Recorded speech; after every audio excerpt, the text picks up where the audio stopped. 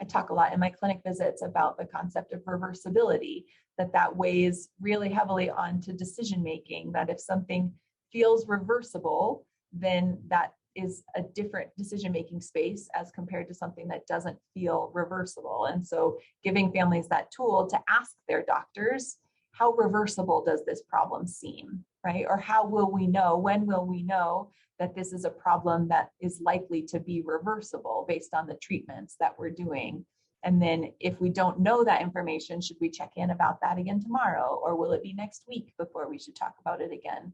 Sometimes that cadence of what led up to the problem can really inform whether something seems reversible. If we were having a bunch of good days and then things suddenly changed, there's a greater sense that we could get back to, that we could reverse that one problem and get back to where we were, as compared to if we had weeks or months of buildup towards limits, and then we saw something that took us to the hospital that seems less reversible because of the way we got to where we are. And so helping families coach to that and understand that pattern can then help them in the moment be able to talk more together with, if they are in a partnership or with their medical team, about how we might think through this decision that's at hand. Language is so crucial for all of us as humans. And I think one of the other big pieces that I try to coach for in my clinic visits is helping people anticipate the language that might be used with them when something comes up. So I think in medicine, we often use the language of, do you want this, right? Do you want them to be intubated? Do you want them to have a surgery? Do you want them, however it goes? And most families in my clinic have said, oh yeah, I've been asked that dozens of times. And I really feel like that's the wrong question to be asking, because it is about the parent's choice, but it's actually in the situation more about what's happening with the child.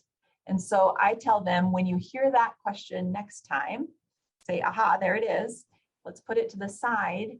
And what we actually want to ask ourselves in this moment is not, do we want this for them? Because really, we'd rather not be in this situation, right? We would never want them to have a surgery. We would never want them to have a breathing tube. So instead, the better question is, how hard has it been for this child to live in their body? And is the thing that they're trying to offer us right now going to make that better or worse?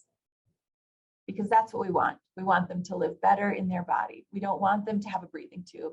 We want them to live better in their body. So let's orient to that being the discussion. And it all goes back to, is it reversible? Did we lead up to this with all of these things? Has it gotten harder and harder for this child to live in her body? And do we worry that that pattern is going to continue, that sense of irreversibility? Or is it something that feels like it will make things harder for them? Or, so the discussion more is about, how does this affect the child's body and their life? Not about, do we want this? Because we don't want to be in this situation.